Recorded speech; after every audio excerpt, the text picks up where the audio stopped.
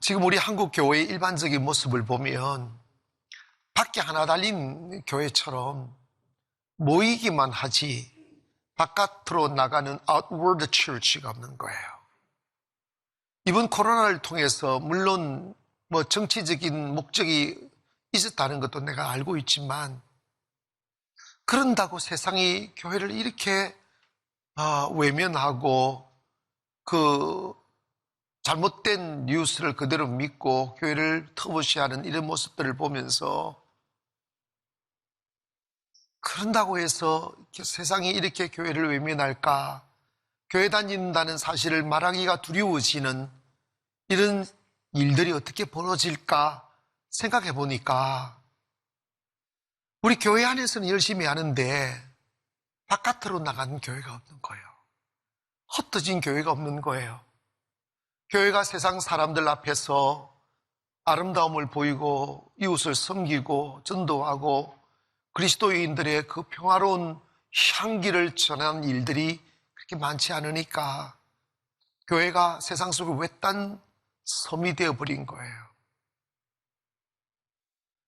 교회는 그런 것이 아니라는 거예요. 교회는 우리끼리 이렇게 모여서 예배하는 것도 있지만 바깥으로 나가서 세상의 소금이라고 그랬지, 세상의 빛이라고 그랬지, 너희들끼리 모여서 즐기면 놀라고 교회가 그렇게 하라고 말씀하지 않았어요. 슬픈 일이지만 교회들이 개척할 때는 아무것도 없으니까 나름대로 안정하고 자립하기 위해서 노력도 하고 전도도 하고 그리고 기도도 하고 열심히 하려 합니다. 자립하기도 힘들지만 근데 놀라운 거는 교회가 어느 정도 다 자립이 되면 그때부터 열심히 안 해요. 우리 교회 자립하는 교회고 그게 자랑이 돼버려요. 우리의 소원은 통일이 아니고 자립이에요. 꿈에도 소원은 자립. 여러분, 교회가 자립이 목적일까요? 그 마귀적인 생각이에요. 교회는 글로벌라이제이션에 들어가 있어야 돼요. 하나님은 우주를 지으신 하나님이에요. 하나님을 닮은 사람은 하나님의 DNA가 있는 것이죠. 교회는 끝없이 번성하고 번창하고 온 세상을 덮어야 돼요. 그런데 웃자다가 조금 살만하고 교회가 좀 부흥되면 문을 걸어 잠가요.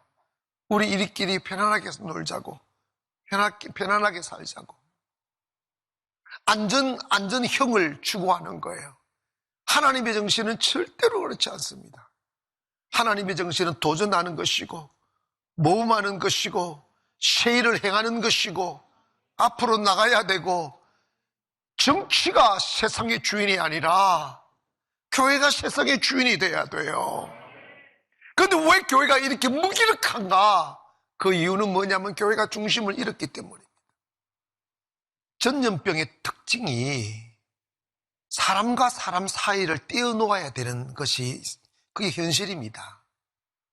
그래서 격리, 거리두기 이런 단어들을 우리가 많이 듣고 살았고 또 코로나 걸리면 또 요즘은 좀 달라졌지만 격리해야 되고 거리두기가 가장 큰 피해를 주는 곳이 교회예요.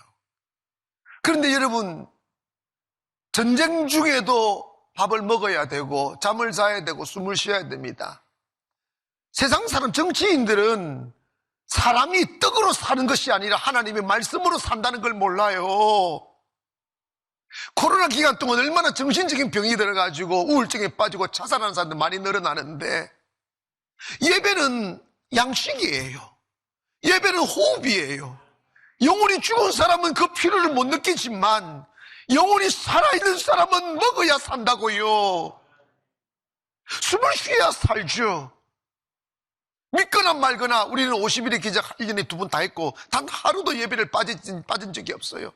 왜 그런 줄 아십니까? 크게 두 가지예요. 한 가지는 주님이 이 마음을 주셨어요. 교회가 짓밟힐 때 이러다가 교회가 고사되겠다는 생각이 마음이 두려워지더라고.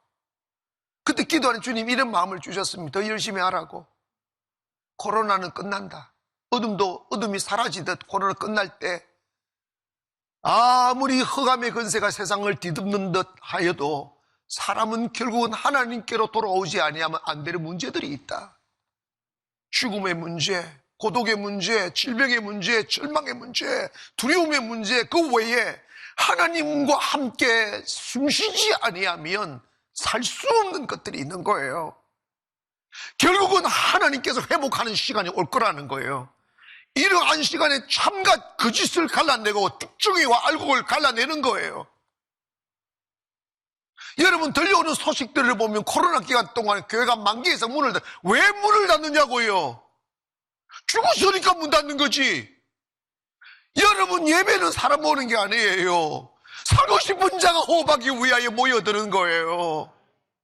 아멘. 그래서 내가 더 용기 있게 내가 코로나 기간을 지금 건축하고 있잖아요.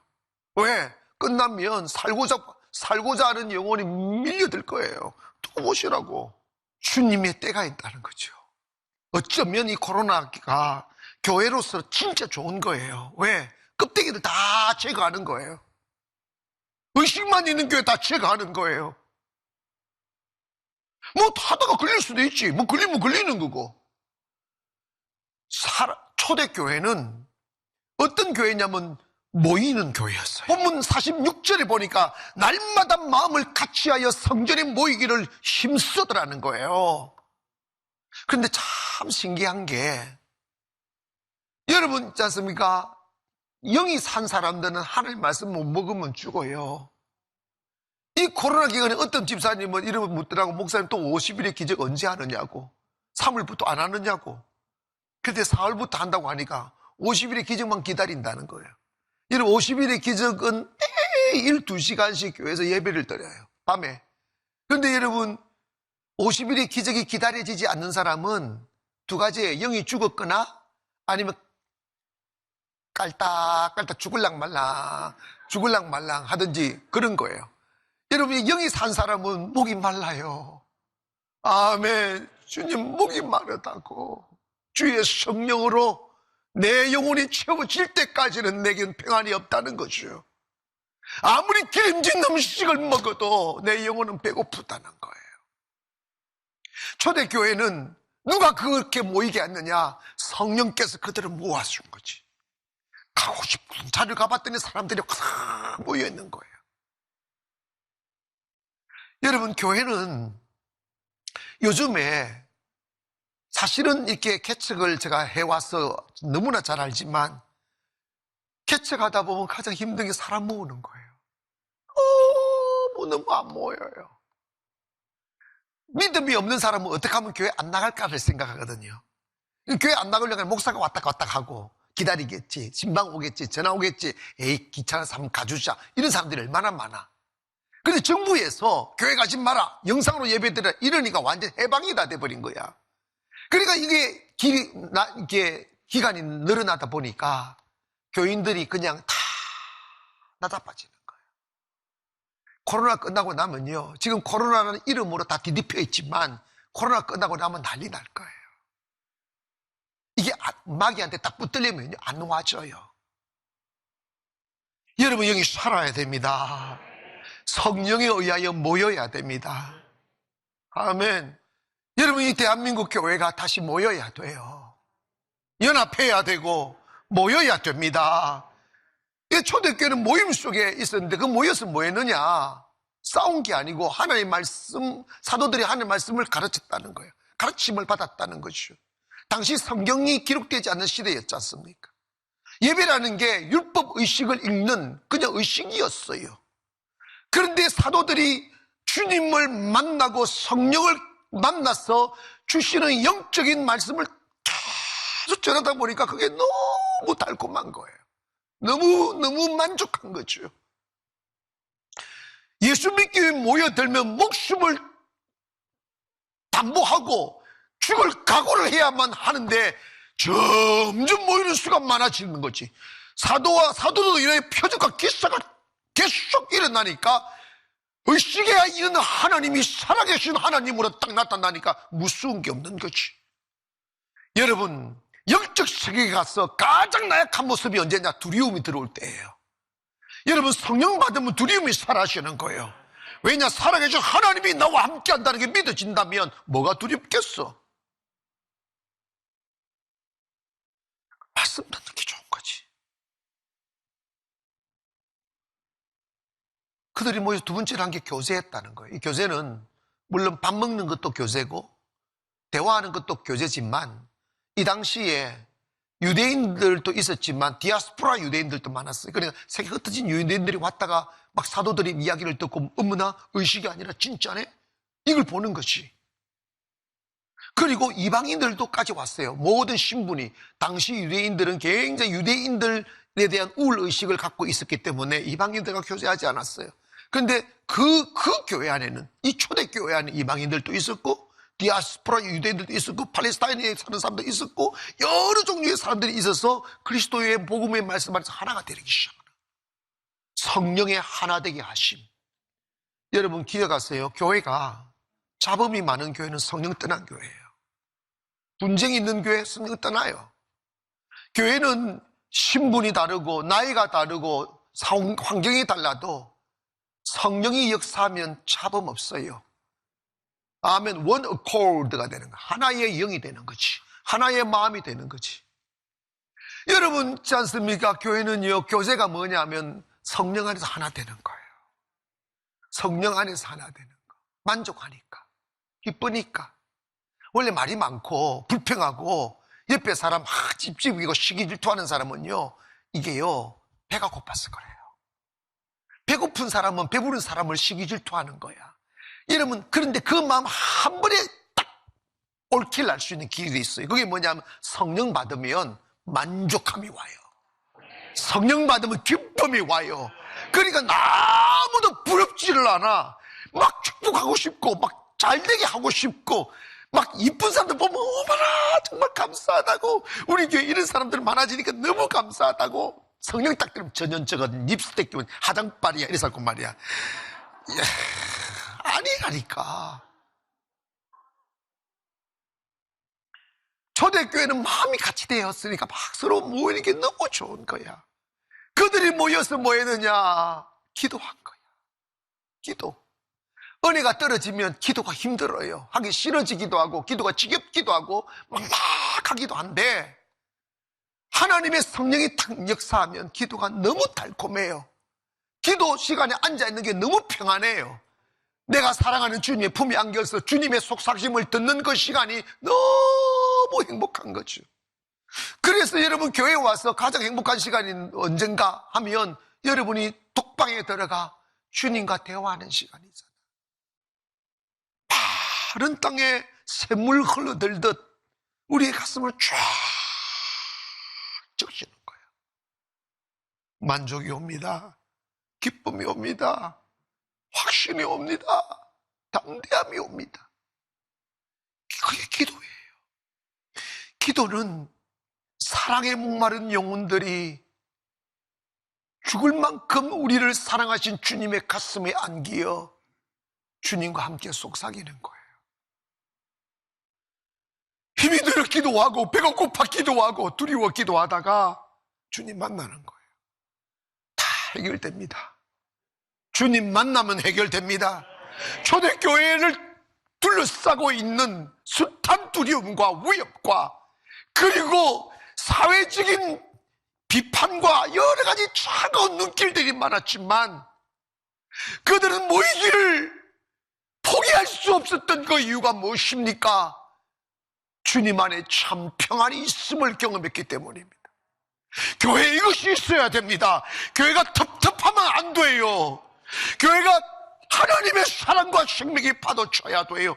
그 누구든 거기에 뛰어들면 만족을 느낄 수 있는 거고, 죽었던 영혼이 살아나고 눈문 자가 보게 되고 걷지 못하는 자가 일어설 수 있는 그 기적과 회복의 역사가 교회 안에 있어야 돼요. 그러려면 기도하는 사람들이 사그러들면 안 돼요. 옛날 이야기는 뒤에 무디 목사님이 매일 모이라고 설교를 하니까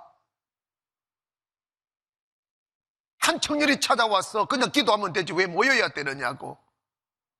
그럴 때 이렇게 하룻불에서 조개탄 하나를 집게로 끄집어내가지고 조개탄 하나를 딱 들고 이걸 보라고. 하룻불에서 여러 조개탄이 막 타고 뭐 이걸 불을 뜨는데 한 개 딱 끄집어내 보니까 벌거튼이 꺼져버리더래. 성도들의 영혼은 이런 것 같다. 혼자 있으면 꺼진다. 죽는다. 같이 모여야 불을 일으킨다. 작은 불거리 모이고 큰 불을 일으키듯이 모여야 살을 수 있고, 모여야 능력 나타나고, 모여야 하나님의 역사를 이룰 수가 있는 것이죠. 그런데 모여서 예배하고 만족하고 기쁘고 살아나고 그것으로 문을 딱 걸어 잠가버리면 세상을 정복하고 세상의 하나님의 나라, 세상의 소금이 되고 세상의 빛이 되는 역할을 못하는 거야. 모이는 교회가 있으면 꼭 흩어지는 교회가 있어야 된다는 거예요. 여러분, 정부가 아무리 교회를 탄압한다 할지라도 우리가 지금까지 교회가 세상 앞에 미친 아름다운 영향력과 섬김과 봉사, 즉 초대교회에 나타난 하나님은 살아계시다 말하며 외로운 자에게 친구가 되어주고 절망 있는 곳에 희망을 던져주고 죽은 곳에 생명의 불씨를 심어주며 다시 살아나는 일으킴의 역사가 있었다면 세상이 이렇게 냉담하게 교회를 보겠느냐 이 말이에요. 흩어진 교회가 없는 거예요. 흩어져서 뭐 했느냐 하면 그들은 가는 곳마다 복음을 전했어요. 내가 만난 예수 그리스도. 사실 우리가 분주하게 돌아다니며 인생을 살지만 세상에 새 것이 어디 있으며 가치 있는 게 뭐 있습니까? 지나가면 다 바람 같은 것입니다. 해 아래 새 것이 어디 있느냐? 이전 것이 이전 세대가 한 것이 이후 세대가 한다는 거야. 이 모든 것을 잡으려는 것이 다 바람을 잡으려는 것 같다라는 거지. 그런데 여러분, 인간에게 필요한 것은 먹어도 배고프고 사람들에게 둘러싸여도 외롭고 내가 가난해서 그런가 보다 개미처럼 일하여 재물을 모아보도 내 마음에 만족이 없는 것은 인간은 하나님의 품에 안길 때 진정한 평안이 있는 거예요. 아멘. 그 기쁨을 줘야 돼요. 그러면 살아납니다. 그러면 스스로 살아납니다. 왜? 하나님 안에 생명이 있고 하나님 축복이 있고 하나님 안에 길이 있기 때문에 진정한 예수 그리스도, 그분을 소개해드리고 그분을 만나게 해주면 스스로 일어나게 된다니까요. 초대교회 했던 게 뭐냐? 모여서 흩어지면 맞아 죽을 각오를 하고 예수를 전했다 이 말입니다. 요즘 시대에 전도하다고 누가 욕합니까? 응? 요즘 시대에 전도하다고 누가 때립니까? 스스로 겁먹고 전도를 못하는 거예요. 왜 그러느냐? 균형을 잃어버린 거지. 여러분, 올 말쯤 우리가 새성전 들어갈 것 같은데 한꺼번에 본당 3,000명 이렇게 지금 하면 5,000명이 예배를 드려야 돼. 이제 여러분, 이거하고 사이즈가 달라. 뭐 해야 되겠어요? 아니, 왜 세 사람만 이야기해요? 뭐 해야 되겠어요? 여러분, 교회는 가서 할 게 뭐예요? 전도해야 된다니까. 우리나라 사람이 미국에 이민을 갔어요. 외롭고 힘드니까 기도하다가 성령을 받은 거야. 먹고 살기도 힘든 그런 시절임에도 성령 받으려 가만히 있을 수가 없으니까 전도지를 만들어가지고 이 집 저 집 미국 원주 백인들 집에 다니면서 전도지를 뿌렸다는 거야. 얼마나 집들이 큽니까? 대글 같은 집들이 있는데 쫄리는 거지. 달달달달 떠는데 성령 받으려 안 되고 계속 눌린 거예요. 근데 계속 누르고 싶어. 띵동하면 안 가면 아이고 감사합니다 하고 나와버리잖아. 근데 띵동은 연락이 없으니까 계속 눌렸다는 거야. 계속 그래서 막 5번, 10번 계속 눌렸는데 할아버지 한 분이 나오더라는 거예요. 어쩐 일로 자꾸 초인종을 울리느냐고. 예수 믿으십시오 이런 거예요. 전도지를 떡 주면 예수 믿으십시오 이러니까 별 말을 안 하고 얼굴이 이렇게 좀 깔아앉아 있는 상황인데 들고 가더니 예수 믿으십시오 하고 헤어졌어. 다음날 전화가 왔더래. 한번 보자고. 돈 주었을까요? 고백을 하더란다. 자기가 이 나이를 먹고 부자가 되고 대글 같은 집이 있어도 인생이 너무 허무하고 너무 외롭다. 인생이 너무 허무하고 외로워서 이런 인생 살면 뭐하나 싶어. 나이를 먹으면 갈 곳도 없어지잖아. 그러다 보니까 자살을 하려고 목을 매달 줄을 맨 거야. 줄을 맸는데 목 집어넣으려면 띵동하고, 목 집어넣으려면 띵동하고, 목 집어넣으려면 띵동하고. 이게 성령의 역사야. 그래서 그 사람 살아났다고. 그러면서 예수 믿겠다고. 여러분 있지 않습니까? 전도하다 보면 욕도 먹어요. 외면도 당합니다. 그 먹지만 그게 축복입니다. 생명을 뿌리면 생명은 살아나게 돼 있어요.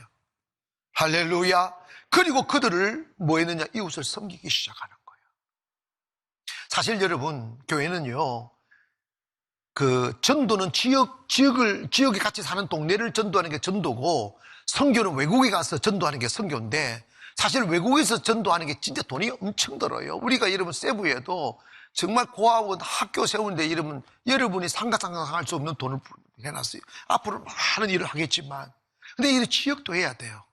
제가 여러분 이제는 우리 지역에도 많은 일을 할 겁니다. 근데 그거 해야 돼요. 섬겨야 돼요. 아멘. 독거 노인도 하고, 이제 내년부터는 이제 연탄도 엄청 사가 청년들 치리 불러가. 나는요, 우리 성도들 청년들 괴롭히는 게 너무 행복해요. 언제 연탄 지어보겠어요? 언제 춘천에 농사도 더 크게 지을 거예요, 이번에. 그러니까 여러분 이제 또 배추 심고 뭐 심고 노력해봐야죠. 섬겨야 됩니다. 그래서 저는 이런 꿈을 꿉니다. 우리 교회가 존재함으로 성도가, 한국이, 세계가 잘 되기를 바라고, 그러기 위해서 우리가 섬겨야 돼요. 계속 섬겨야 돼요. 제가 송도 상가에서 개척할 때 선교를 시작하니까 돈이 너무 드는 거예요.